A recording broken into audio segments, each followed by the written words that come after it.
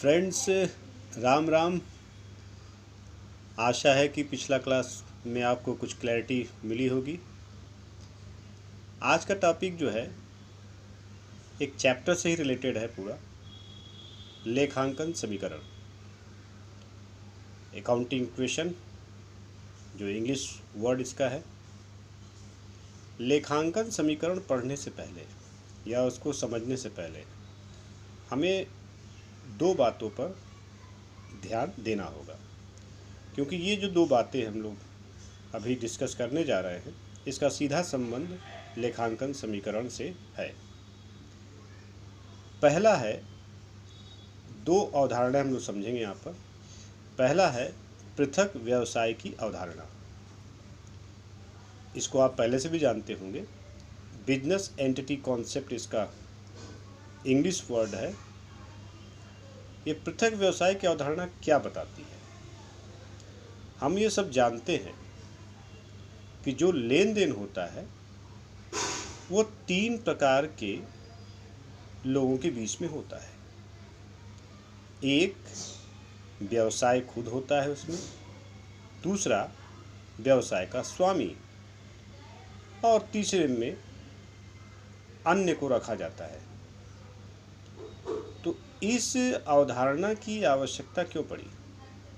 हम ये जानते हैं कि व्यापार का संचालन किया जाता है किसी जीवित व्यक्ति के द्वारा। व्यापार के पॉलिसी, व्यापार की नीतियां बनाई जाती हैं उस जीवित व्यक्ति के द्वारा, जिसको आप प्रबंध कह सकते हैं, मालिक कह सकते हैं। छोटे व्यवसाय मालिक वही होता है जो प्रबंधक होता है उसका। हम व्यापार के परफॉर्मेंस को चेक करते हैं कि व्यापार ने 365 दिन में जो टर्नओवर किया, जो सेल परचेज किया, उससे कोई फ़ायदा व्यापार को हो रहा है कि नहीं हो रहा है। तो जो भी लेन देन होता है उसको यह मानकर किया जाता है कि व्यापार एक अलग व्यक्ति है, व्यापारी एक अलग व्यक्ति है। हालांकि व्यापार का संचालन व्यापारी के द्वारा ही किया जाता है, छोटे व्यापार की दशा में, और बड़ी व्यापारिक संस्थाओं में मैनेजमेंट के द्वारा किया जाता है। फिर भी व्यवसाय या व्यापार को उसके मालिक से पृथक माना जाता है। क्यों पृथक माना जाता है? अगर पृथक नहीं माना जाएगा तो मालिक यानी जो स्वामी है व्यवसाय का, वो अपना भी खर्च उसी में लिखना शुरू करेगा, क्योंकि खर्च तो खर्च ही होता है। वो अपने बच्चों को फीस लिखना शुरू कर देगा, अपने घरेलू जो खर्चे होते हैं उसको लिखना शुरू कर देगा। तो इससे व्यापार की वास्तविक स्थिति का पता नहीं चल पाएगा। इसीलिए इस अवधारणा का जन्म हुआ। यह अवधारणा सामान्य रूप से ये बताती है कि व्यापार और व्यापार का स्वामी दोनों अलग अलग व्यक्ति हैं। दोनों का एक दूसरे से पृथक अस्तित्व है, पहचान है। और इस अवधारणा के आधार पर ही जब व्यापार का स्वामी व्यापार में निवेश करता है तो उसे पूंजी के रूप में, और जब व्यापार का स्वामी व्यापार से कुछ आहरित करता है, कुछ ड्राइंग करता है अपने निजी प्रयोग के लिए, तो उसको आरण खात्या के माध्यम से दर्शाया जाता है। मतलब ये हो गया कि व्यापार ही सब कुछ कर रहा है। व्यापार का स्वामी को हम लोग अलग कर देते हैं ताकि व्यापार के परफॉर्मेंस को स्पष्ट रूप से समझा जा सके। तीसरा ये है कि जब व्यापार का स्वामी व्यापार से अलग है तो लेन देन का लेखा कौन करेगा? करने के लिए तो कोई ह्यूमन बीइंग ही चाहिए, भले ही वो सिस्टम से करे, कंप्यूटर पे करे, सॉफ्टवेयर के माध्यम से करे। करेगा तो व्यक्ति ही करेगा, लेकिन किसके बुक में करेगा, किसके यहाँ करेगा? तो पृथक व्यवसाय की अवधारणा बताता है कि जितने भी लेन देन होते हैं, जितने भी व्यावसायिक लेन देन होंगे, व्यापारिक लेन देन होंगे, वो सब व्यापार के यहाँ व्यापार की पुस्तकों में किया जाएगा, न कि व्यापारी की पुस्तकों में। सोल ट्रेडर के केस में थोड़ा भ्रम उत्पन्न हो सकता है, क्योंकि सोल ट्रेडर क्या करता है, जो एकल व्यापारी होता है वह अपने ही नाम से व्यापार चलाता है। जैसे मान लेते हैं कि हरि है, हरि अपने नाम से व्यापार चला रहा है, तो वहाँ लिखा जाता है कि हरि की पुस्तकों में लिखा, तो इसका मतलब हरि व्यापारी की पुस्तक में नहीं हो रहा लेखा। इसका मतलब होता है कि हरि जो व्यापार के नाम से चला रहा है उसके पुस्तक में होता है, क्योंकि वह एकल व्यापारी का व्यापार उसी के नाम से पहचाना जाता है, तो उसकी अपनी एक अलग अस्तित्व हो गया, तो उसके बुक में लेखा किया जाता है, न कि हरि के व्यक्तिगत बुक में कोई लेखा किया जाएगा। तो पृथक व्यवसाय की अवधारणा का जो सार है वो इतना ही है, व्यापार और व्यापारी दो अलग अलग व्यक्ति हैं। व्यापार व्यापारी के बीच में जो भी लेन देन होता है उसके लिए दो पृथक खाते खोले जाते हैं। अगर व्यापारी ने पैसा लगाया तो पूंजी, पैसा निकाला तो आहरण, और जितने भी लेन देन का लेखा किया जाता है वो व्यापार की पुस्तक में होता है, न कि व्यापारी की पुस्तक में। एकदम से स्पष्ट रखना इस बात को। दूसरी अवधारणा की अगर चला जाए तो दूसरी अवधारणा है द्विपक्ष की अवधारणा। इंग्लिश में से ड्यूअल एस्पेक्ट कॉन्सेप्ट कहा जाता है। जैसा नाम से दिख रहा है, द्विपक्ष मतलब दो पक्ष, दो खाते, दो पक्षों पर इसका प्रभाव पड़ेगा। ये क्या बताता है कि व्यापार में जो भी मौद्रिक आर्थिक लेन देन किया जाता है उस लेन देन का जो प्रभाव होता है वो कम से कम दो पक्षों पर पड़ेगा। दो पक्ष में दो मद भी हो सकता है। मद मतलब आइटम इंग्लिश में बोलते हैं, उसी को हम पक्ष कह रहे हैं। जैसे आपने सेल किया तो एक पक्ष हो गया बिक्री यानी कि गुड्स हो गया, दूसरा जिसको आपने बेचा वो पक्ष हो गया।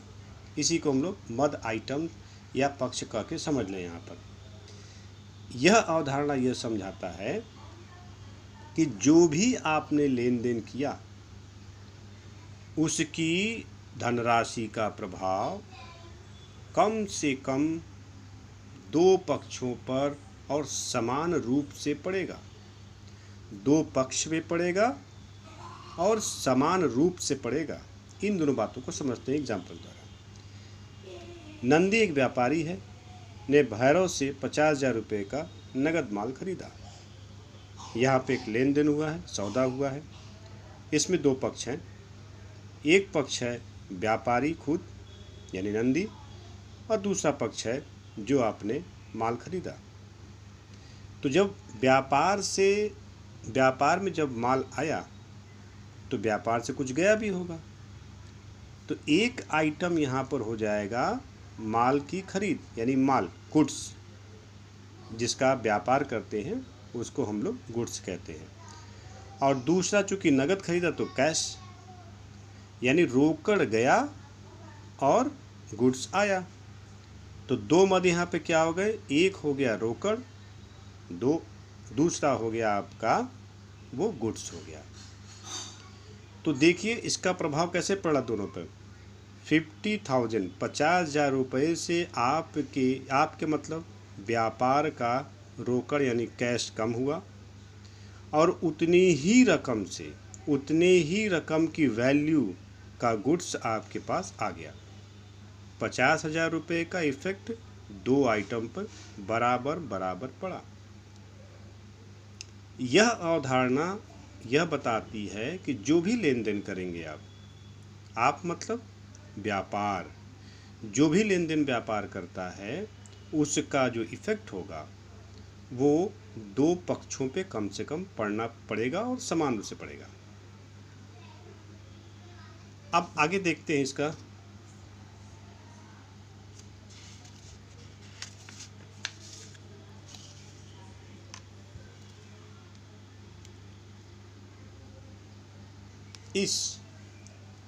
यह जो अवधारणा है द्विपक्ष की अवधारणा, इसी अवधारणा के आधार पर आपका जो है आर्थिक चिट्ठा, बैलेंस शीट, और इसी अवधारणा के आधार पर अकाउंटिंग इक्वेशन सॉल्व होगा।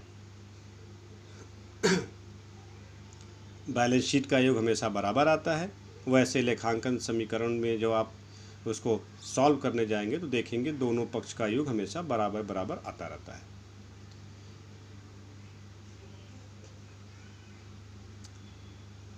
तीसरा इसमें देखा जाए कि लेखांकन क्या होता है, क्योंकि हमको अकाउंटिंग इक्वेशन पढ़ना है, लेखांकन समीकरण पढ़ना है। लेखांकन क्या होता है आपको पता होना चाहिए कि लेखांकन की शुरुआत ही सौदे से होती है, लेन देन से होती है। लेन देन ही उसकी प्रथम चरण है। मैंने पहले भी इसको डिस्कस किया है। लेखांकन में क्या होता है कि व्यापार में हुए लेन देन, जिसको आर्थिक घटना कह लीजिए, व्यापार में हुए लेन देन की पहचान से ले करके उसके परिणाम का विश्लेषण करने की जितने भी एक्टिविटीज़ होते हैं, जितने भी काम होते हैं, वो सब लेखांकन में शामिल किए जाते हैं। मैंने एग्जाम्पल से समझा भी दिया इसे कि कोई लेन देन होगा, आप उसको पहले पहचानिए कि वो आर्थिक लेन देन है कि नहीं। अगर लेन देन आर्थिक है तो जिस डेट में होगा, जिस टाइम में होगा, उसी के अनुसार ही, इसको मैंने क्रमबद्ध मतलब सीक्वेंस की बात कर रहा है, और तथा तिथिवार मतलब समय के आधार पर लेखा किया जाएगा। लेखा करने के बाद उसका वर्गीकरण किया जाएगा। वर्गीकरण का आशय होता है एक प्रकार के लेन देन को एक ही पुस्तक में लिखना। एक प्रकार मतलब अगर सेल्स है तो केवल सेल्स लिखा जाएगा, परचेज है तो केवल परचेज होगा, एक्सपेंस है तो एक्सपेंस का नाम होगा, सैलरी तो सैलरी केवल होगा। ठीक है। उसके बाद इस लेजर से वर्गीकरण से हम सारांश बनाते हैं, जिसको हम ट्रायल बैलेंस कहते हैं। ट्रायल बैलेंस से फाइनेंशियल स्टेटमेंट तैयार किया जाता है, जिससे आप बिजनेस के परफॉर्मेंस को चेक करते हैं। उससे आप निष्कर्ष निकालते हैं। निष्कर्ष निकालने के बाद उसको आप जो उसके उपयोगकर्ता होते हैं, उपयोगकर्ता कौन हो सकता है, जिनको उससे कोई लाभ होना हो, जैसे कर्मचारी हो सकता है उपयोगकर्ता, क्योंकि उसको सैलरी लेना है, बोनस लेना है, उसको सैलरी में इंक्रीमेंट कराना है, उसको और फैसिलिटीज़ चाहिए होगा। स्वामी हो सकता है, उसको प्रॉफिट चेक करना है। सरकार हो सकता है, उसको कर चाहिए होता है। लेनदार हो सकता है, उसको देखना है बैलेंस शीट में कितना आपके पास करेंट एसेट्स पड़ा हुआ है। बहुत सारे ऐसे लोग हैं जिनका कि उस इकाई से संबंध हो, वो उपयोगकर्ता होते हैं। तो लेखांकन का संबंध जो होता है व्यापार के उस लेन देन से शुरू होता है, और उसके जो सूचनाओं का, अंतिम सूचनाओं का उपयोगकर्ता को उपलब्ध कराने तक की प्रक्रिया शामिल होती है। अब बात करते हैं समीकरण के बारे में। ये समीकरण क्या होता है? समीकरण एक गणितीय शब्द है। अगर आप लोग गणित के बारे में जानकारी हो तो उसमें इक्वेशन आता है। इक्वेशन का जो मूल अर्थ होता है उसको होता है किसी चीज़ को समान या बराबर करना, या हम दूसरी भाषा में कह सकते हैं कि समीकरण के माध्यम से दो वस्तुओं के मूल्य में जो परिवर्तन होता है उसी का जो मूल्य होता है वो उसका दूसरे पक्ष पर प्रभाव पड़ता है। जैसे मैं कह रहा हूँ कि हमारे पास एक टेलीविज़न सेट है, एक फ्रिज है। एक टेलीविज़न सेट 20,000 रुपये का है और एक फ्रिज मान लेते हैं 20,000 रुपये का। तो जितने नंबर ऑफ फ्रिज और जितने नंबर ऑफ टेलीविज़न सेट बिकेंगे उतनी ही रेवेन्यू आपकी बढ़ेगी। इसका मतलब रेवेन्यू जो आपका है वो डिपेंड किस पे करता है? टीवी के सेट पर और फ्रिज के सेट पर। इसी को अगर हम लोग गणित की भाषा में लिखेंगे तो उसे आप इक्वेशन कह लीजिए, उसी को हम इक्वेशन कहते हैं। ठीक है। अब अकाउंटिंग इक्वेशन क्या होता है कि जो लेन देन, व्यापारिक लेन देन होते हैं, जो व्यापारिक लेन देन हुआ तो लेन देन की वजह से हमारी संपत्तियों में परिवर्तन होती है। हमारी मतलब व्यापार की संपत्तियों में जो परिवर्तन होता है उसी को दर्शाने के लिए जब हम गणित के रूप में लिखते हैं तो इसे अकाउंटिंग इक्वेशन कहते हैं। अकाउंटिंग इक्वेशन में क्या होता है कि जो व्यापार की आर्थिक स्थिति को एक सूत्र के रूप में दिखा देते हैं। जैसे एसेट्स, व्यापार का कुल एसेट्स जो होता है वह किसके बराबर होता है? तो बोला है कि स्वामी की पूंजी, जिसको कैपिटल कहते हैं, और देयताएं यानी लायबिलिटीज़ के बराबर होता है। अब ये भी थोड़ा समझ लेते हैं कि एसेट्स, अगर एसेट्स की वैल्यू में कोई परिवर्तन हुआ, परिवर्तन का मतलब क्या होता है कि अगर एसेट्स की वैल्यू में वृद्धि होती है, अगर आपने कोई नया एसेट्स खरीदा, या एसेट्स के वैल्यू में कोई कमी होती है, तो जो भी एसेट्स के मूल्य में वृद्धि या कमी होती है उसका प्रभाव निश्चित रूप से स्वामी की पूंजी यानी कैपिटल और लायबिलिटी पे पड़ेगा ही पड़ेगा। मतलब ये हुआ कि कैपिटल और लायबिलिटी जो है वो निर्भर करते हैं संपत्ति के मूल्य में परिवर्तन पर। यदि संपत्ति के मूल्य में कोई परिवर्तन नहीं होता है तो निश्चित रूप से पूंजी और उसके लायबिलिटी में कोई परिवर्तन नहीं आएगा। इसको एग्जाम्पल से हम लोग समझने की कोशिश करते हैं ताकि थोड़ी क्लैरिटी और आ जाए।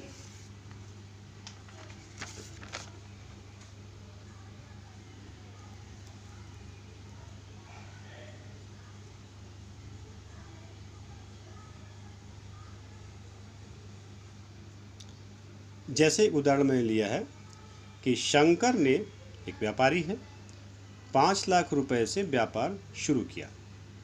अब इसका विश्लेषण करके देखते हैं कि क्या ये अकाउंटिंग इक्वेशन पे कैसे इसका प्रभाव होता है। लेन देन के पक्षकार देख लीजिए पहले। शंकर व्यापारी, व्यापार का स्वामी, और एक व्यापार है जिसको कि शुरू किया गया है। लेन देन में कौन सी घटना घटित हुई है? तो लेन देन में घटना घटित हुई है 5 लाख रुपया व्यापार में आया। तो व्यापार में जब 5 लाख रुपया आया तो आज नहीं कल तो उसे व्यापार को वापस करना ही पड़ेगा। तो आज के डेट में व्यापार के पास रुपया आया तो एक लायबिलिटी भी आई। लायबिलिटी किस बात की?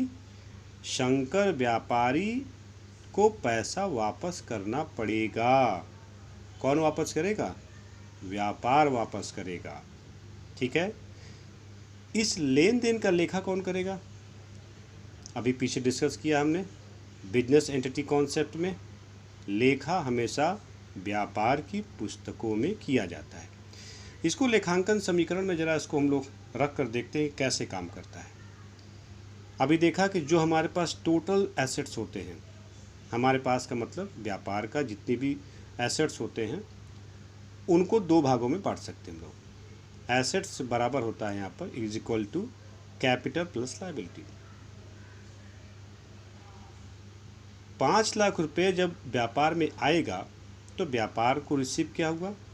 5 लाख रुपया। एसेट्स तो होता ही है जिसपे कि वो संसाधन जिस पे व्यापार का अधिकार हो। 5 लाख रुपया उसके आया तो उसका उस पर अधिकार है व्यापार का। तो 5 लाख रुपये से हमारा कैश क्या हुआ? इंक्रीज किया। उसके साथ ही साथ एक लायबिलिटी बढ़ी स्वामी की पूंजी के रूप में। तो कैपिटल भी 5 लाख से हुआ, इधर एसेट कैश के रूप में 5 लाख आया। अब देखा जाए दोनों पक्ष क्या हुआ?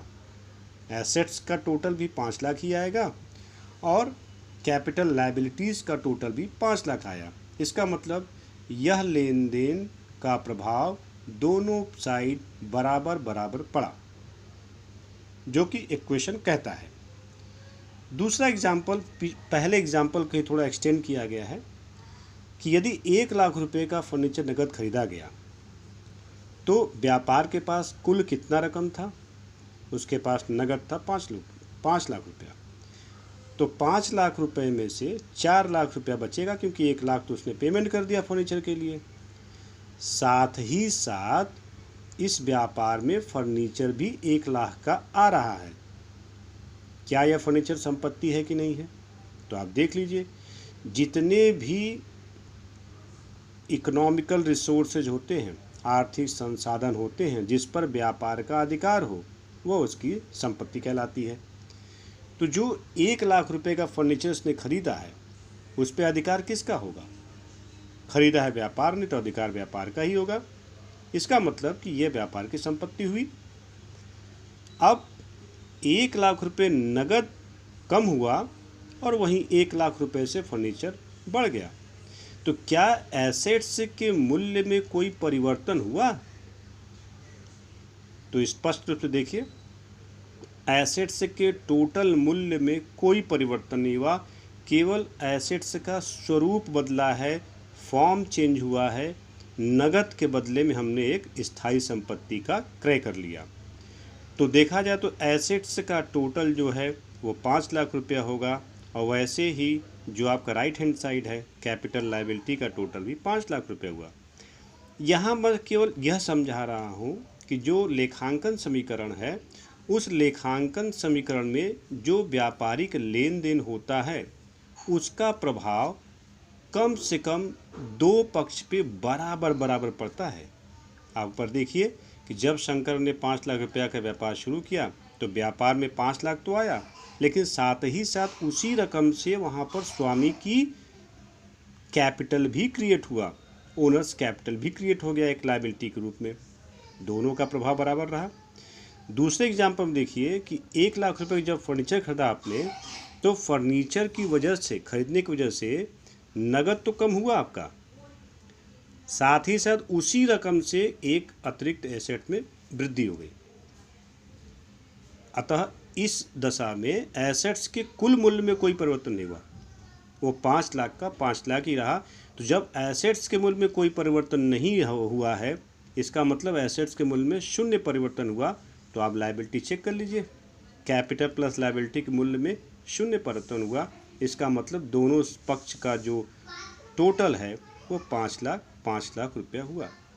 मैंने इसमें सिर्फ अकाउंटिंग इक्वेशन को एक्सप्लेन करने का कोशिश किया। हाँ, उसके साथ साथ जो कॉन्सेप्चुअली दो बातें बोली गई, बिजनेस एंटिटी कॉन्सेप्ट और दूसरा जो था, कौन सा था यार, बिजनेस एंटिटी था और हाँ, ड्यूल एस्पेक्ट कॉन्सेप्ट। इन दोनों कॉन्सेप्ट को जब आप समझेंगे तो आपको समझ में आएगा कि अकाउंटिंग इक्वेशन कैसे फंक्शन करता है। और न केवल अकाउंटिंग इक्वेशन, आगे बैलेंस शीट जब बनाएंगे आप, उसमें भी आप देखेंगे ये दोनों ही कॉन्सेप्ट कंप्लीटली वर्क करेगा। अभी के लिए इतना ही। राम राम फ्रेंड्स।